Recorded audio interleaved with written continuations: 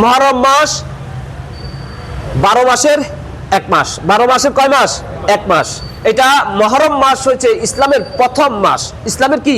ইসলাম শুরুতে প্রথম মাস হচ্ছে মুহররম মাস। সে আল্লাহ রাব্বুল আলামিন অনেক নিদর্শন দেখাইছেন আল্লাহর।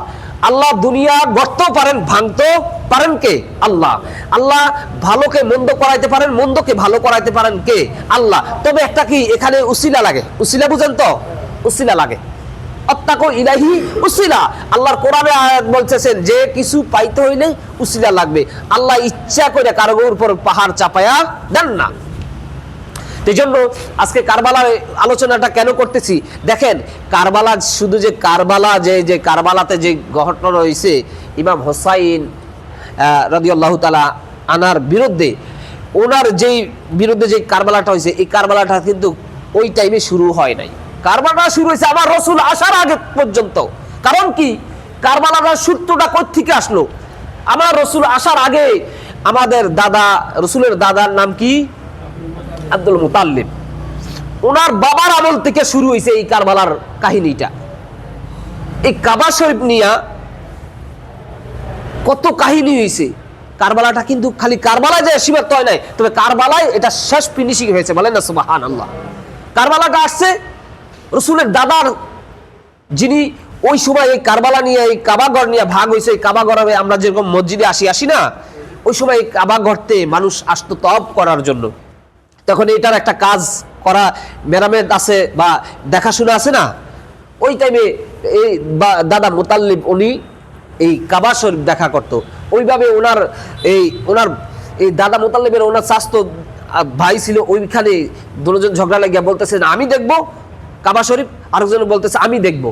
এইভাবে তখন মুরব্বি আছে না, ওনারা বলছে না দাদা মুতাল্লিব এটা দেখবে, তুমি যাতে এখানে দেখতে চাও তুমি অন্য সময় দেখো। এইভাবেই একটা ওনাদের ভিতরে ওনার একটা ফিকশন হয়েছে। তেসলে এই কাবাটা, এই যে কারবালা শেষ হয়েছে কারবালার জায়গা। কারবালার আগেও অনেক কারবালা হয়েছে, যে কারবালাগুলা রসুল পাক সাল্লাল্লাহু আলাইহি ওয়াসাল্লামের দাদাকেও অনেক অত্যাচার অবিচার করেছে, এবং রসুল পাক সাল্লাল্লাহু আলাইহি ওয়াসাল্লামের চাচাদের উপর অনেক অত্যাচার অবিচার হয়েছেন। আসলে এই কারবালাটা তৈরি করেছেন একমাত্র মালিক কে? আল্লাহ। আল্লাহ এখানে ভালো মন্দর পরিচয় দিয়েছেন। কে ভালো থাকবে, কে জাহান্নামী হবে। আসলে কারবালাটা খালি রসুল পাক সাল্লাল্লাহু আলাইহি ওয়াসাল্লামের নাতি দিয়ে কারবালা শেষ হয় নাই। কারবালাটা অনেক সাহাবীরা প্রাণ দিয়েছেন। বলেন না সুবহানাল্লাহ। আসার পরও ইমাম হাসাইন আসার পরও জানতেন যে কারবালায় আমার এই নাতিরা শহীদ হবে। এক নাতি বিষ পান করে মারা যাবে, আরেক নাতি কারবালাতে শহীদ হবে। এটা জানতেন কে? আল্লাহ রসুল জানতেন, আল্লাহ রসুলকে জানিয়ে দিচ্ছেন। বলেন না সুবহানাল্লাহ।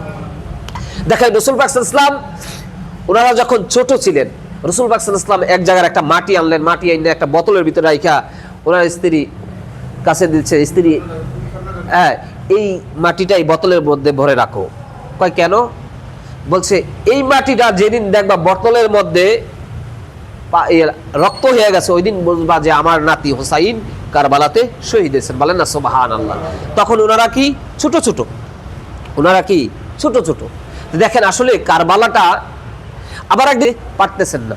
আল্লাহ এই টাইমে জিবরাইল পাঠায় দিয়ে বলছেন, হে জিবরাইল আমার দোস্তরে বলো এখন জানি সেজদা। কেন? এখন সেজদা উঠাইলে হোসাইন পড়ে যাবে। যতক্ষণ হোসাইন না নামে এই গর্দানের উপর থেকে, অতক্ষণ আমার বন্ধুরে বলো তাফসীর পড়তে। বলেন না সুবহানাল্লাহ। হাদিসে আছে 72 বার পড়েছে। বলেন না সুবহানাল্লাহ। যখন 72 বার পড়া শেষ হয়ে যায়, তখন হোসাইন নামছে। নামার পরে বলছে না তুমি এত দেরি করে নামলা কা? এটা বলতে আছেন কে? রাসূল সাল্লাল্লাহু আলাইহি ওয়াসাল্লাম, যে হোসাইন তুমি এত দেরি করে নামলা কেন?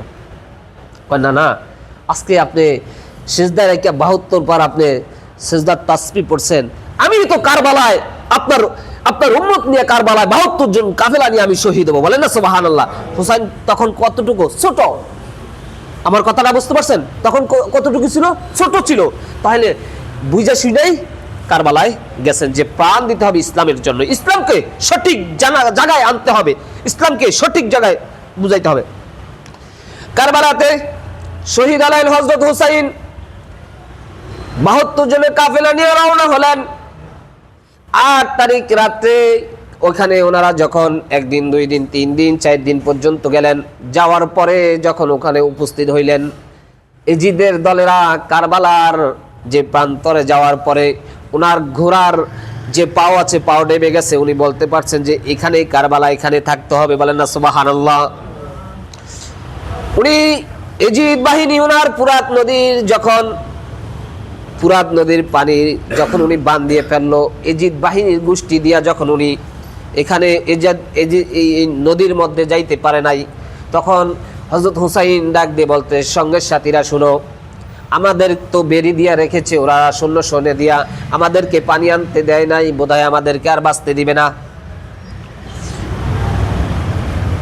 হযরত হুসাইন ডাক দিয়ে বলতেছে, এশারের নামাজের পরে সবাই বাতি নিভিয়ে দাও আর সবাই আমার কাছে আসো, আমি তোমাদেরকে 2টা ওসিয়ত করব, তোমাদের কথাগুলো আমি বলবো। নামাজের শেষে যখন বাতি নিভাইয়া দিল, বাতি নিভাইয়া দেওয়ার পরে হযরত হুসাইন বলতেছে, আমার সঙ্গে সাথীরা, এজিদ আমাকে বাঁচতে দিবে না, তোমাদের সাথে এজিদের কোনো শত্রুতা আমি নাই, আমার সাথে এজিদের সাথে শত্রুতা, আমি রসুলের বংশের লোক, আমাকে রাখবে না, তোমরা চলে যাও, রাতের অন্ধকারে বাতি নিভিয়ে দিয়েছি, তোমরা চলে যাও, আমি থাকবো। সেদিন সমস্ত কাফেলার লোক বলছিল, হে হুসাইন, আপনি কি জানেন আজকে যদি আপনাকে এখানে আমি একা ফেলিয়ে যাই, কাল হাসরের ময়দানে রাসূল পাক সাল্লাল্লাহু আলাইহি ওয়াসাল্লাম যখন আমাকে জিজ্ঞাসা করবে, হে আমার উম্মতরা, আমার হুসাইনকে তোমরা কেন একা একা কারবালার ময়দানে ফেলে আসছো, সেদিন আমার রাসূলের কাছে আমি কি জবাব দেব? হে হুসাইন, মরতে হলে এখানেই মরবো, জিহাদ করে মরবো, এখানে দিলে জান দেব। কাইলে হাসরের ময়দানে রাসূলের কাঠগড়ায় দাঁড়ায় আমরা বলবো, ইয়া রাসূলুল্লাহ, ইয়া হাবিবাল্লাহ, আপনার হুসাইনের কাফেলায় যাইয়া আপনার দ্বীনের জন্য আমরা শহীদ হয়েছি, বলেন না সুবহানাল্লাহ। দ্বীনের জন্য শহীদ হইতে হবে। এই যুগে কি শহীদ হয় না? হয়। এখন আমরা তো শহীদ হই বেকাজে যাইয়া। আল্লাহ রাব্বুল আলামিন কাইলে হাসরের ময়দানে প্রথম সিরিয়ালে শহীদকে ডাকবে, আসো শহীদেরা, আসো। কি জন্য শহীদ হয়েছো? মানুষকে দেখানোর জন্য শহীদ হয়েছো, তোমরা জাহান্নামে যাও। বলবে, আল্লাহ না, আমরা তো আপনার ইসলামকে বাঁচানোর জন্য, আপনার দ্বীনের জন্য শহীদ হয়েছি। আল্লাহ বলবেন, না, তোমরা দ্বীনের জন্য শহীদ হও নাই, শহীদ হয়েছো তোমরা মানুষকে দেখানোর জন্য শহীদ হয়েছো। আর দ্বীনের জন্য যদি শহীদ হইতা, আমি আল্লাহ রাব্বুল আলামিন তোমাকে এখানে জান্নাত দিতাম, বলেন না সুবহানাল্লাহ। যখন 8 তারিখ রাতে হযরত হুসাইন সমস্ত সঙ্গী সাথীদেরকে বলছে, তোমরা চলে যাও। কয়, না, তাহলে আমরা যাব না। কি করব? কাল সকালবেলা আমরা ওনাদের কাছে যাইব, কি করতে চায়, কি করবে আমরা দেখব। তখন সকালবেলা কারবালার ময়দানে যখন হযরত হুসাইন গেলেন, বলতেছেন যে আমাদেরকে একটু পানি দাও। আমরা কয়, না, পানি দেওয়া হবে না। তাহলে কি করতে হবে? আমাদের সাথে যুদ্ধ করতে হবে, যুদ্ধ করে যদি তুমি পানি আনো খাইতে পারবা। আচ্ছা দেখেন, ওখানে হাজার হাজার 22,000 সেনা রয়েছেন, এখানে 72 জন কোনো কাজের আছে? দেখেন, তারপরও শতে শতে হাজারো হাজারো সৈন্য এখানে এই 72 জন্য লড়ছে। ওই কাফের বংশরা তারা ওইখানে শহীদ হয়েছে, শয়তানের পথে তারা আল্লাহর জাহান্নামে চলে যাবে। আর যারা এই 72 জন শহীদ হয়েছে, তারা কোথায় যাবে? আল্লাহর জান্নাতে, বলেন না সুবহানাল্লাহ। এজন্য আল্লাহ বলছেন, আবা ওয়াস্তাকবার ওয়া কানা মিনাল কাফিরিন, শয়তান চিরদিনের জন্য কাফের হয়ে গেছে, তার কখনো জান্নাত মিলবে না। এজন্য আমরা আল্লাহর রাস্তায় প্রাণ দেব। রাসূল পাক সাল্লাল্লাহু আলাইহি ওয়াসাল্লামের নাতি যেদিন কারবালাতে শহীদ হবেন, মুহররম মাস 10 তারিখ শুক্রবার, 9 তারিখ রাতে হযরত হুসাইনের স্ত্রী স্বপ্নে দেখতেছেন কারবালার ময়দান কে জানি ঝাড়ু দিতেছেন। তো স্বপ্নের মধ্যে বলছেন, কে মা, আপনি এই কারবালার ময়দানটা কেন ঝাড়ু দেন?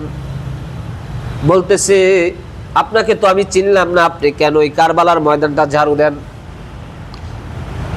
ওই মহিলা বলতেছে, মা, আপনি আমাকে চিনবেন না, আপনি যেখানে আমার হুসাইন কাইল এখানে এই এজিদের হাতে শহীদ হবে, আর ঘোড়ার থেকে যখন আমার হুসাইন পড়ে যাবে, এই ছোট ছোট বালু কণার মধ্যে আমার হুসাইন ব্যথা পাইবে, এই জন্য আমি আর জান্নাতে থাকতে পারলাম না, আমি এখানে ঝাড়ু নিয়ে এসে কারবালার ময়দান ঝাড়ু দিচ্ছি।